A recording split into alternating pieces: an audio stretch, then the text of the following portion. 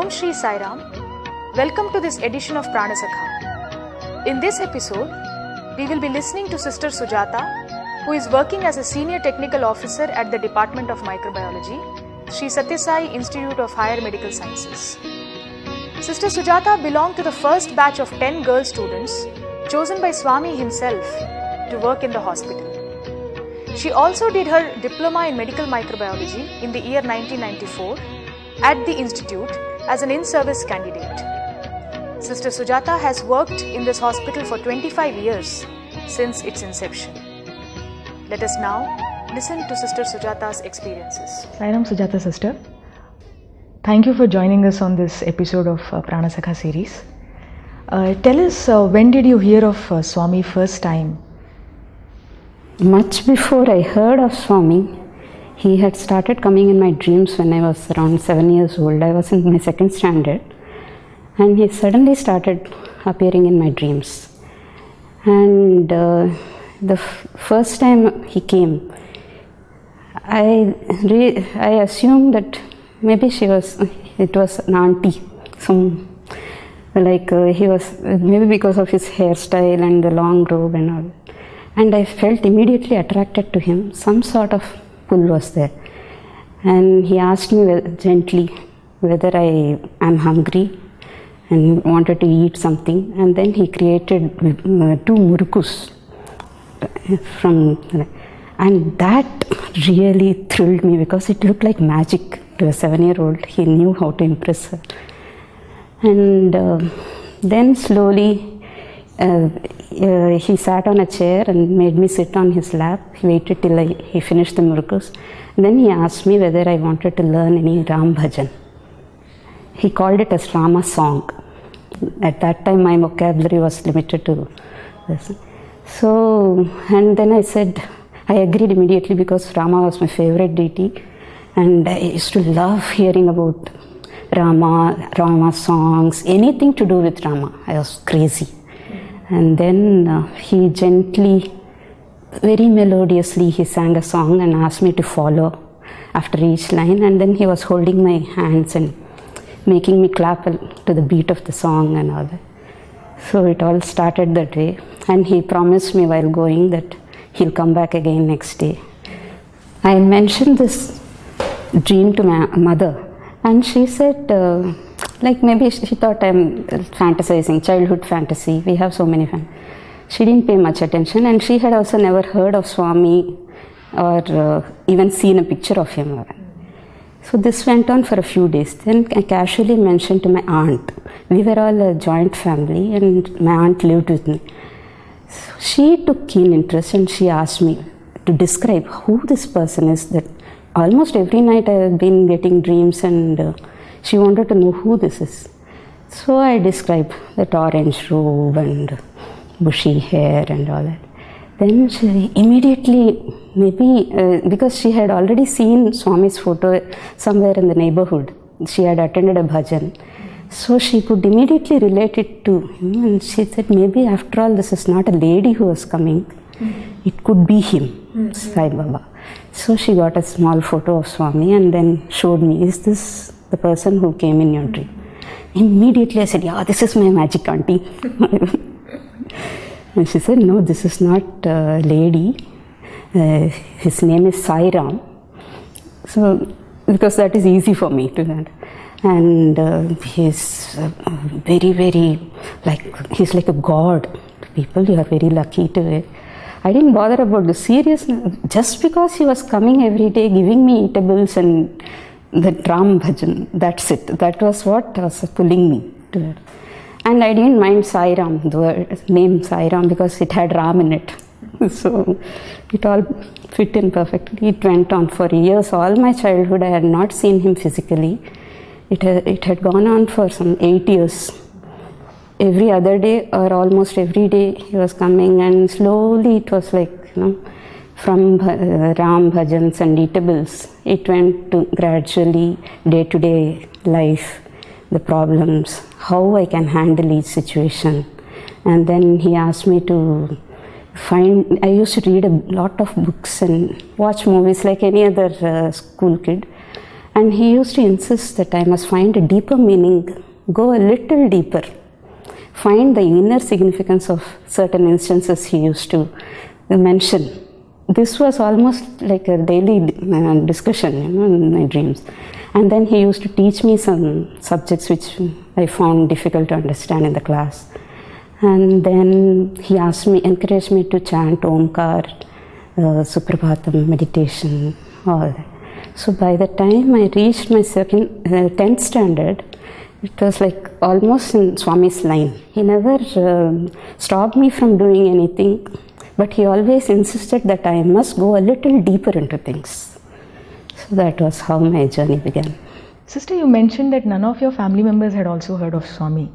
So how did you become a student? How did you become a student in Anantapur? My aunt had taken me to witness the 60th birthday celebration of Swami to Puttaparthi. And there I saw Anantapur college girls, and I never heard of Swami mentioning about a college in my dreams. So I was surprised to know that he was running a college for girls at Anantapur near Puttaparthi, and then I saw him moving amongst these girls, giving them Pranamskar and then saris. And it was then I realized the way to get nearer Swami physically is to become a student of Swami. So that seed was planted at that time to become a student, and it obsessed me. When I went back to Chennai, continued day in, day out, I was thinking only of how to get into it, how to convince my family that I must go attend this college. And I used to ask Swami in my dreams. He never gave me a definite answer, just used to. It was, these dreams are never according to my, they were not in my control.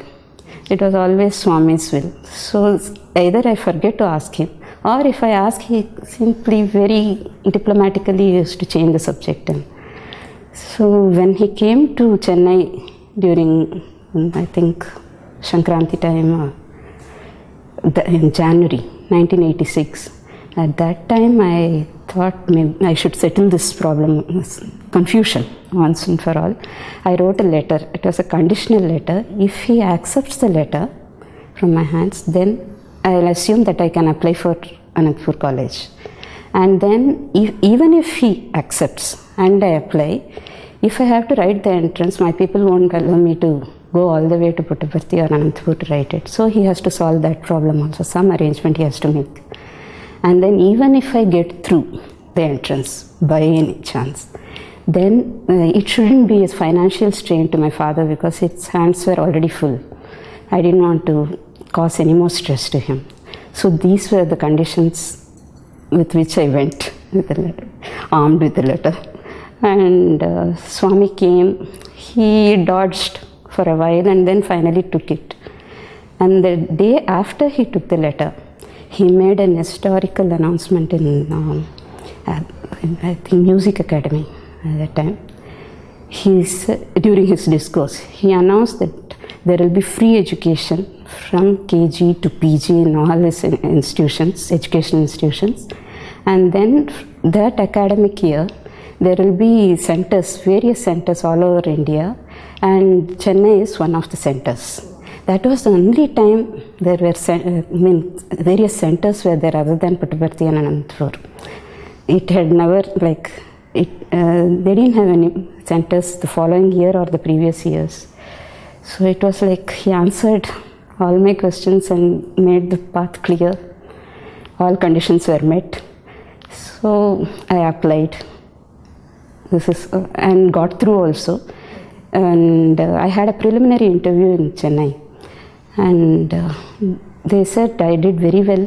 I stood first in the center, in the entrance, and there is 90% chance of getting through in the final interview also, which will be conducted in Puttaparthi.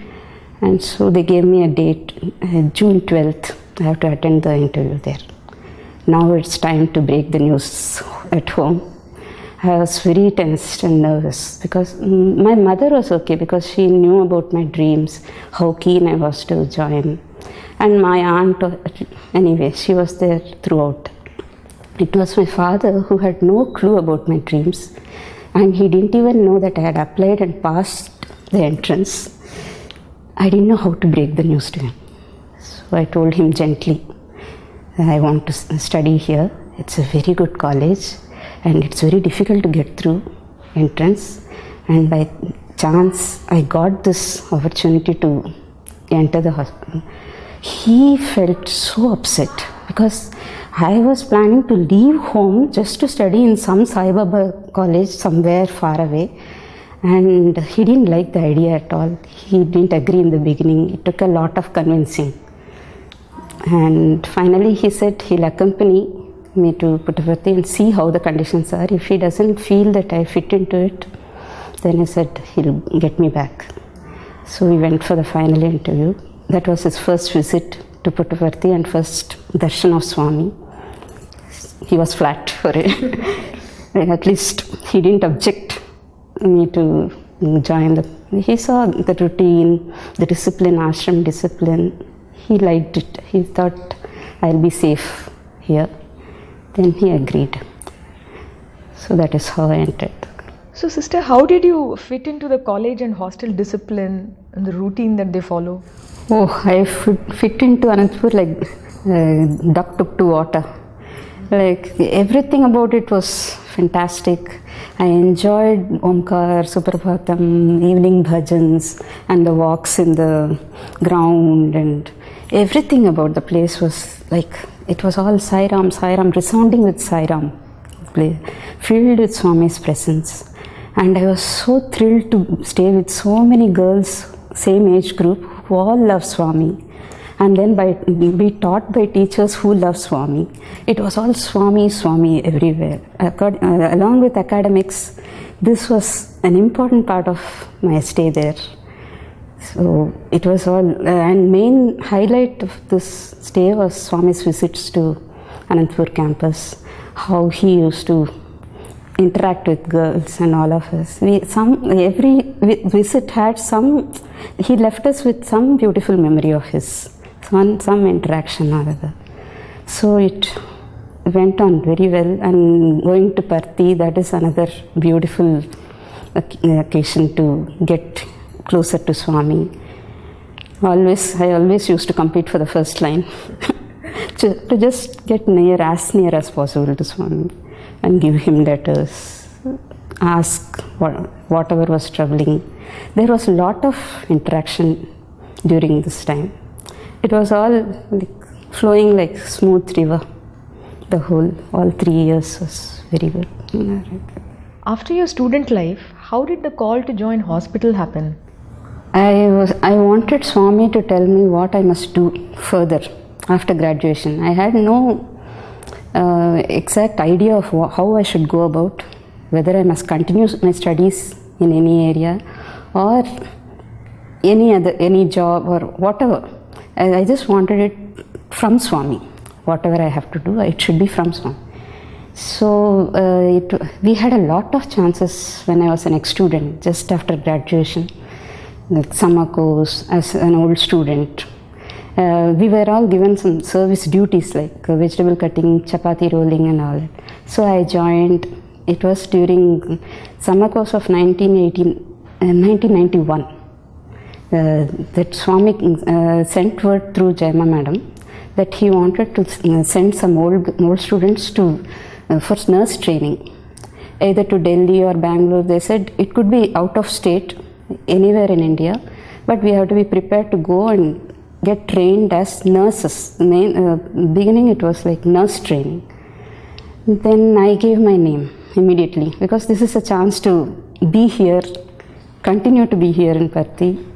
And Swami had not started any construction as such, hospital building, when we went to Parthi. So I was surprised. Everything was standstill.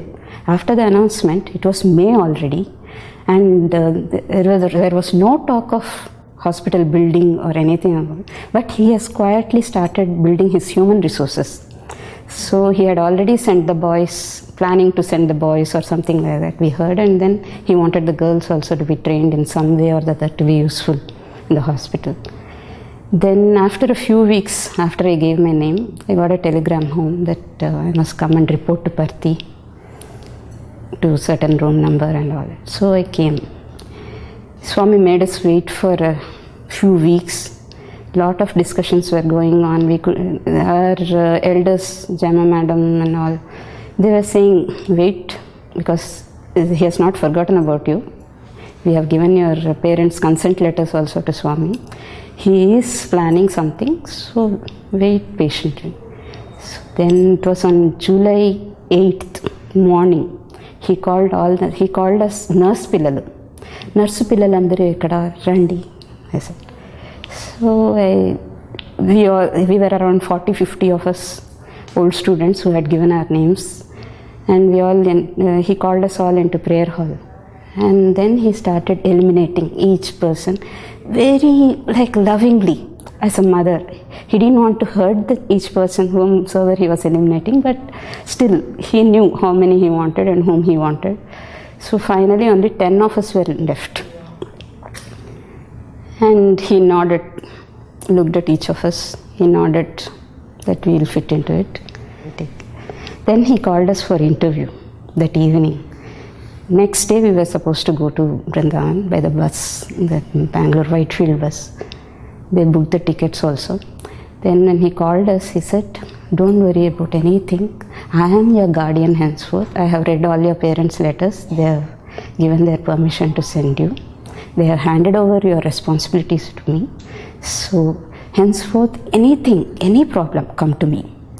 And I have arranged your accommodation in Hisla block, and you can do your Omkar, Suprabhatam and evening bhajans in Ratalal prayer hall. There's a huge prayer hall there. You can go and do that. And then he said we will be sent to the hospital in city. So Mrs. Bhutia, he said she will accompany us up and down to hospital and back to ashram. And canteen food. Yes, he took care of every detail of our mattresses are provided. So you can use them. You have to sleep on the floor. So, and then he said, when they ask you to wear any other type of dress, tell them you are okay with this. Means he indicated we not only wear our saris, but cover. The dress code of Puttaparthi has to be maintained even there. And then he said, don't anything if you want to convey anything urgently, you can tell Mr. Bhutia. He will convey it to me over phone, and I'll do the needful. So just be comfortable, work hard, do your duty well, whatever has to be learnt, learn well. And he gave us some money for our expenses, including the bus charge for the next day. And I said, take only 50 rupees with you.